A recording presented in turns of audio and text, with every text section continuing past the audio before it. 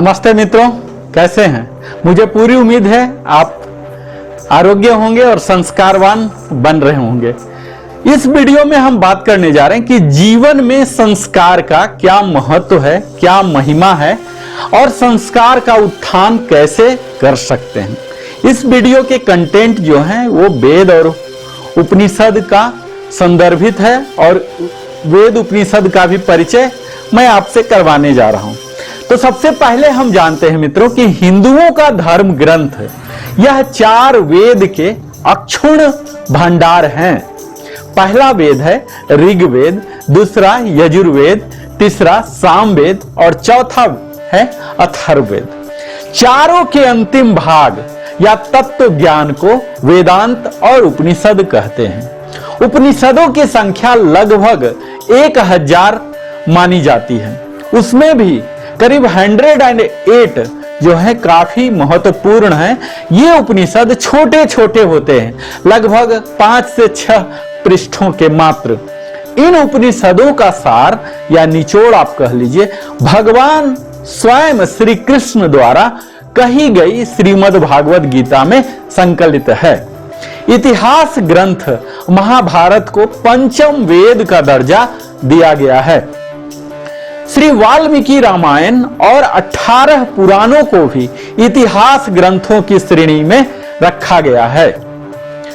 प्रथम जिता विद्या, दो वित्ते ये नार्जित धनम, तृतीय नार्जिता कीर्ति, चतुर्थे किम करिष्यति। अर्थात मित्रों, जिसने प्रथम अर्थात अपने ब्रह्मचर्य आश्रम में विद्या अर्जित नहीं की, द्वितीय अर्थात गृहस्थ आश्रम में धन अर्जित नहीं किया, तृतीय अर्थात वानप्रस्थ आश्रम में कीर्ति अर्जित नहीं की, वह चतुर्थ अर्थात संन्यास आश्रम में क्या करेगा। अब मैं मित्रों आपको करवाने जा रहा हूं संस्कार से परिचय। हम प्रत्येक कार्य को संस्कार से ही आरंभ करते हैं।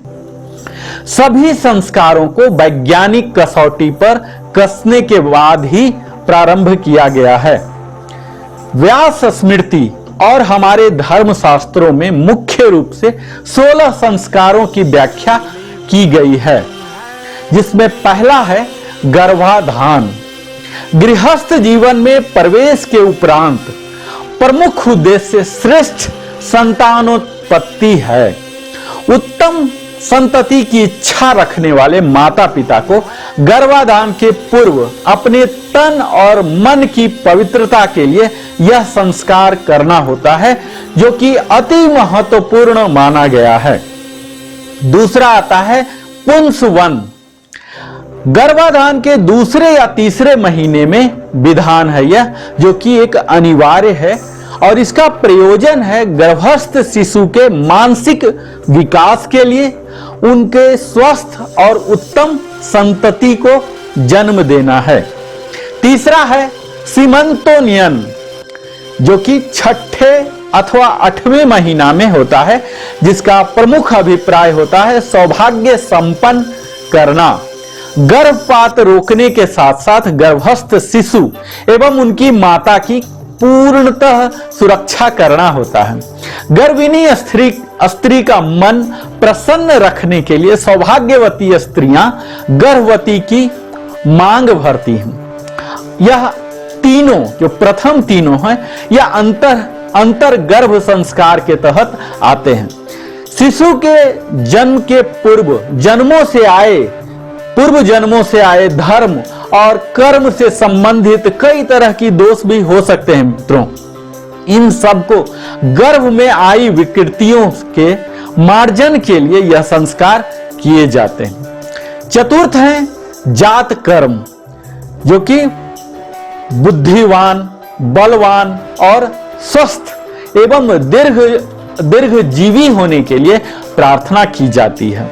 यह वही गर्भ संस्कार कहलाता है जो कि गुणाधान संस्कार के अधीन है। पांचवा होता है नामकरण। जन्म के 11वें दिन और जन्म के 10 दिन तक अशोक यानी कि जिसे सूतक माना जाता है, अपवित्र काल माना जाता है, यह व्यक्तित्व के विकास में सहायक होता है। ज्योतिष विज्ञान की माने तो नाम के आधार पर ही भविष्य के रूपरेखा तैयार होते हैं। छठा होते हैं निष्क्रमण। जन्म के चौथे महीने में भगवान भास्कर के तेज तथा चंद्रमा की शीतलता से शिशु को अवगत कराना ही इसका प्रमुख लक्ष्य होता है। शिशु को तेजस्वी तथा विनम्र बनाने की परिकल्पना इसमें शामिल है।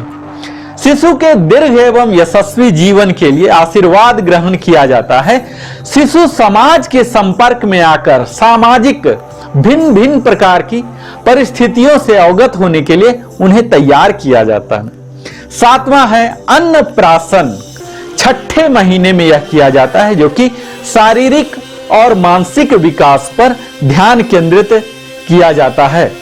तन और मन को सुदृढ़ बनाने में अन्न का सर्वाधिक योगदान है। शुद्ध सात्विक और पौष्टिक आहार से ही हमारा तन स्वस्थ रहता है और स्वस्थ तन में ही स्वस्थ मन का निवास होता है। आहार शुद्ध होने पर अंतःकरण शुद्ध होता है तथा मन, बुद्धि, आत्मा सबका पोषण होता है। अब हम 8वां कर्म की बात करेंगे, जिसका नाम है चूड़ा कर्म, यानी कि मुंडन संस्कार भी जिसे कहा जाता है। पहले तीसरे या 5वें वर्ष में इसे संपन्न किया जाता है। इसे सुचिता और बौद्धिक विकास के लिए प्रयोजन है। जन्म के समय उत्पन्न अपवित्र वालों को हटाकर बालक को प्रखर बनाना उद्देश्य होता है।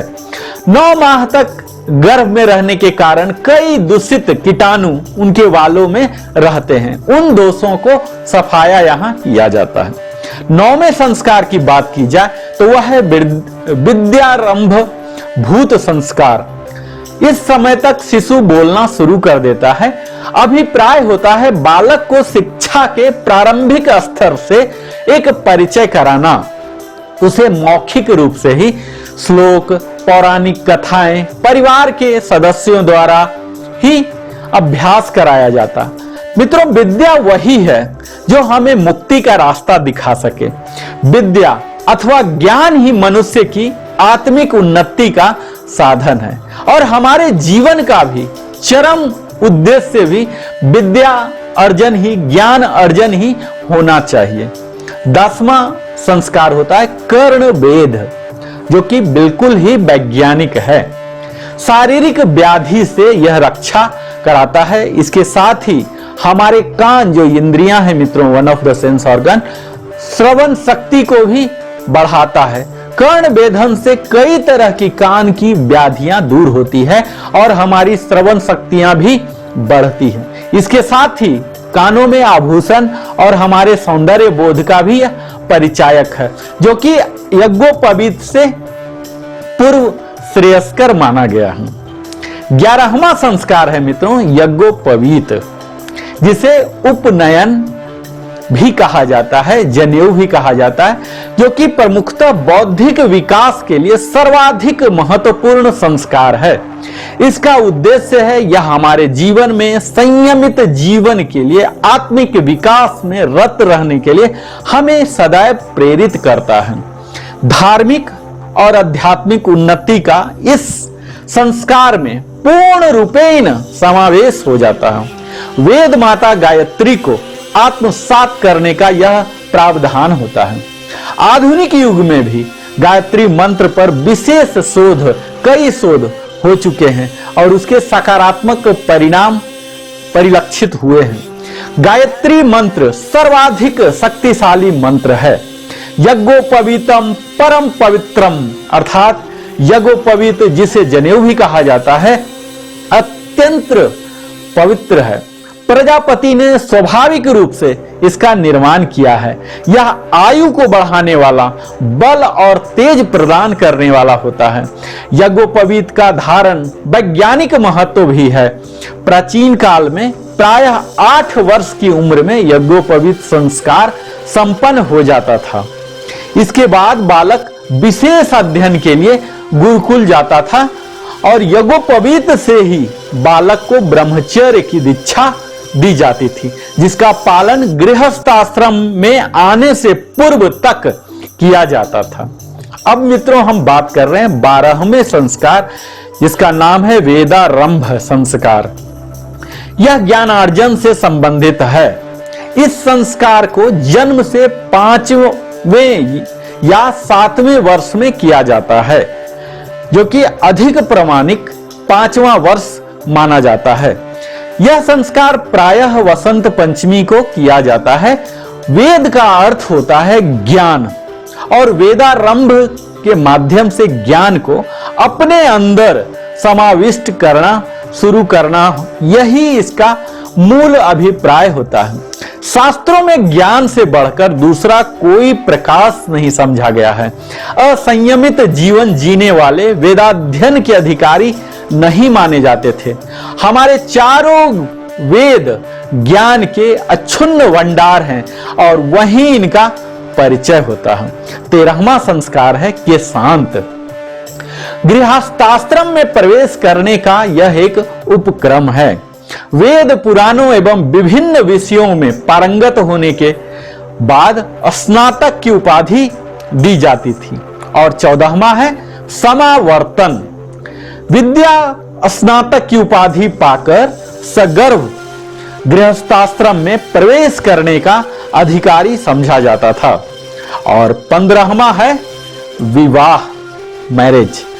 गृहस्थ जीवन में स्त्री और पुरुष दोनों के लिए सर्वाधिक महत्वपूर्ण, सबसे बड़ा जन्मांतर के लिए यह संस्कार की जाती है। मित्रों, वेदाध्ययन के बाद जब युवक में सामाजिक परंपरा निर्वाह करने की क्षमता व परिपक्वता आ जाती थी, तो उसे गृहस्थ धर्म में प्रवेश कराया जाता था। लगभग 25 वर्ष तक ब्रह्मचर्य का व्रत का पालन करने के बाद युवक परिणय सूत्र में बंधता है। मित्रों, आपको यह भी बता दूं कि 8 प्रकार के विवाह होते हैं। प्रथम है ब्रह्म विवाह, दैव विवाह, आर्ष विवाह, प्रजापत्य विवाह, आसुर विवाह, गंधर्व विवाह, राक्षस विवाह एवं पैशाच विवाह। वैदिक काल में भी ये सभी प्रथाएं प्रचलित थी। समय के अनुसार इनका स्वरूप बदलता गया। समाज को संगठित एवं नियमबद्ध करने का यह एक प्रयास है, जिसका परिणाम है कि हमारा समाज आज भी संगठित है, सभ्य है और सुसंस्कृत है। इसके पीछे यही विवाह नाम की संस्था काम करती है। मित्रों, और अंतिम में 16वां संस्कार है अंत्येष्टि, यानी कि अंतिम अथवा अग्नि परिग्रह। मृत्यु के उपरांत यह अंतिम संस्कार की जाती है। आत्मा में अग्नि का आधार करना। मृत शरीर की विधिवत क्रिया से जीव की अतृप्त वासनाएं शांत हो जाती हैं। अगर कुछ अनवांटेड, अनफुलफिल्ड भी रह गए, ये सब पूरे हो जाते हैं। हमारे शास्त्रों में बहुत ही सहज ढंग से इहलोक और परलोक की परिकल्पना की गई है। जब तक जीव शरीर पर धारण कर इहलोक में निवास करता है, तो वह विभिन्न कार्यों में, कर्मों से, भूमिकाओं से बंधा रहता है। प्राण छूटते ही वह इस लोक से छूट जाता है। उसके बाद की परिकल्पना में विभिन्न लोगों के अलावा कई लोक में उसका मोक्ष का या निर्वाण होता है। मनुष्य अपने कर्मों के अनुसार ही फल भोगता है। इसी परिकल्पना के तहत मृत देह की विधिवत क्रिया होती है। तो मित्रों, आज आपने यह 16 मुख्य संस्कार देखा। हालांकि यह कुछ वर्ष पहले तक 25 संस्कार होते थे, उससे पहले 40 थे, लेकिन धीरे धीरे जैसे जैसे समय की कमी हुई, लोगों की व्यस्तता हुई समाज में, यह 16 संस्कार पर आके सिमट गया। हालांकि आप समाज में देख पा रहे होंगे कि यह 16 संस्कार भी आज पूर्णतः हमारे समाज में प्रासंगिक नहीं रह गए हैं।